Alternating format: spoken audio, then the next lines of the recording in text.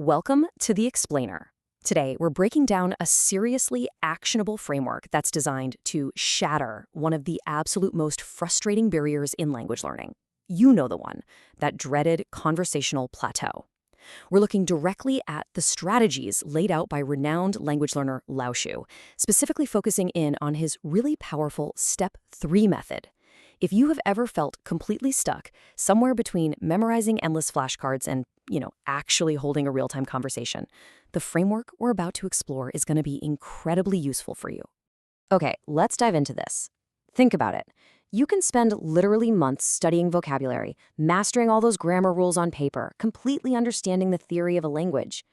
But what happens when you actually open your mouth to speak, right? There's this massive, daunting gap between passive knowledge and active conversational fluency. Bridging that gap requires a very specific type of deliberate practice, and that is exactly what Lao Shu's Step 3 method addresses.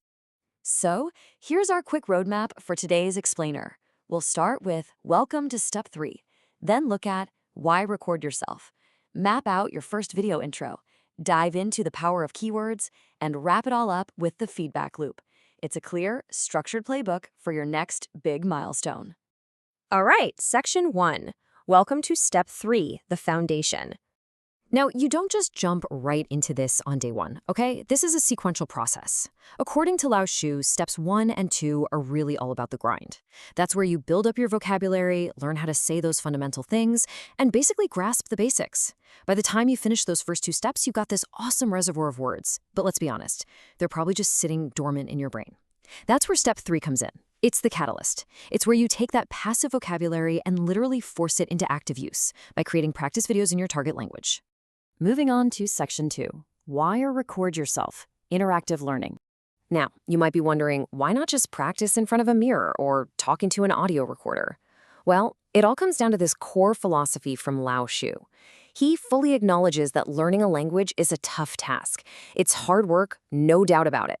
But it is also a highly rewarding endeavor because it allows you to connect with humanity on a much broader scale.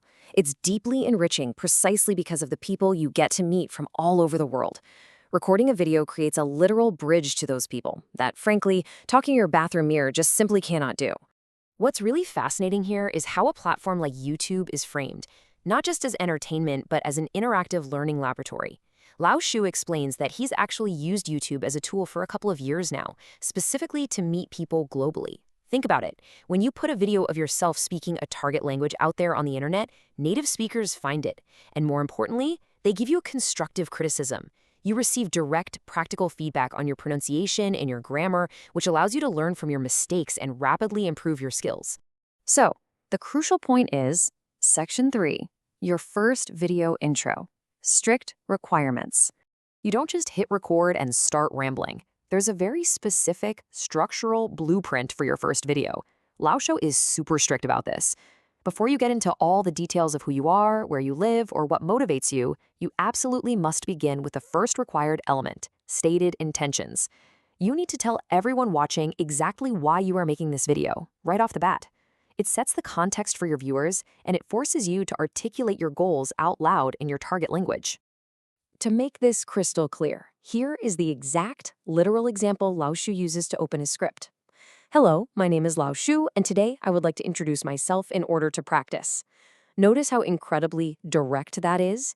He isn't burying the lead. He states his intentions immediately, so everyone knows exactly what's happening before he even moves into his personal background. Which brings us to Section 4, the power of keywords, maximizing practice. Guys, this is where the magic of Step 3 actually happens. Making a video is great, sure, but how do you ensure you're actually getting a good language workout? Well, the secret is keywords. When you sit down to write the script for your introduction, your primary goal isn't just to share fun facts about yourself. Your goal is to pack that script with as many keywords as humanly possible. These keywords are the connective tissue of the language. They literally force you to practice complex sentence structures rather than just rattling off simple statements. Let's look at the first half of the specific keywords Lao Shu intentionally injected into his sample script. We're talking about words like in order to, already, although, and yet.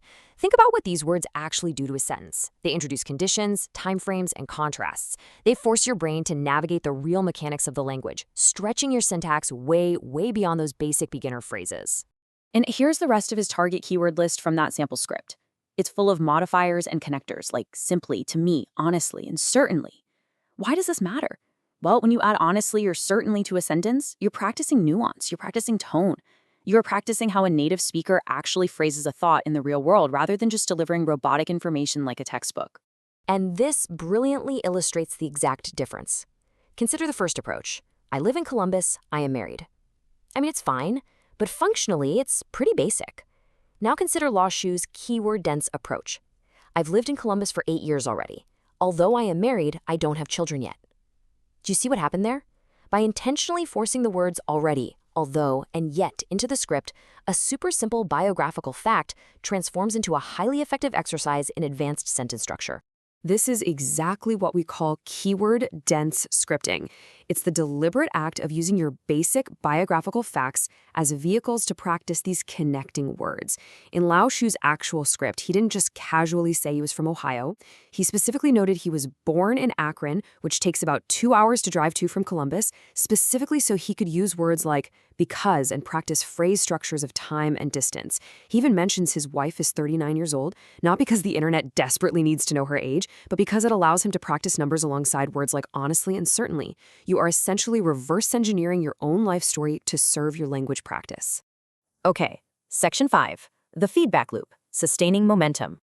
So you've written your script, you've stated your intentions, and you've recorded your video. What happens next? 1. That massive number 1 represents your minimum frequency requirement to maintain the momentum of step 3. According to the framework, you need to be making and posting at least 1 video a week in your target language. Consistency is exactly how you harvest all that constructive criticism we talked about earlier and actually turn it into permanent fluency. But hey, the good news is you don't have to rigidly script a structured introduction every single week. Your very first video is that highly structured, keyword-dense intro to tell everyone what you're up to.